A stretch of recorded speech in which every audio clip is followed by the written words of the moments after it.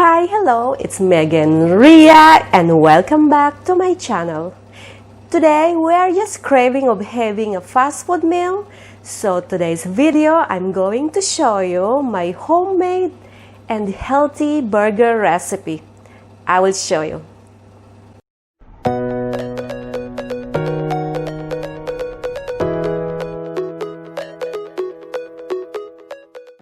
For my burger ingredients, I have my simple recipe here. My grind beef. I prefer to grind my own meat because I just can take it out all the fat. So I have about 1 kilo of beef here.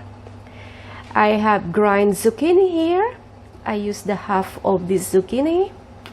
I have 1 carrot. And I love lots of onions, so I use 3 onions here.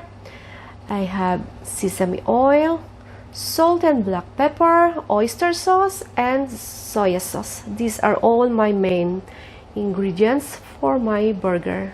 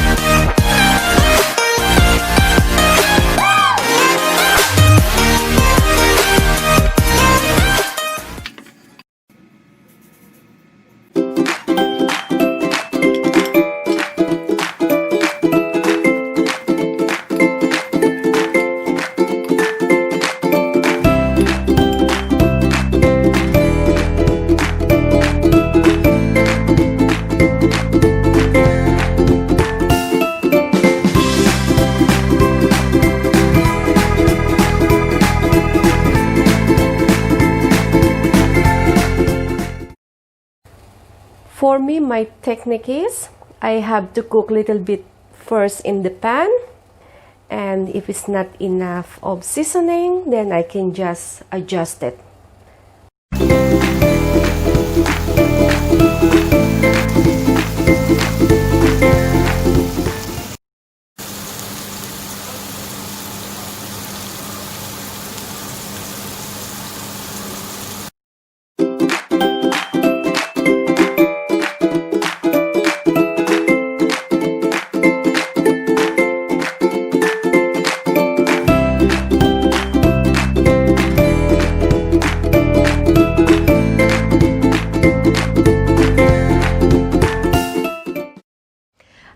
Thank you so much for your time watching my videos. Please don't forget to like and subscribe and keep safe. Bye!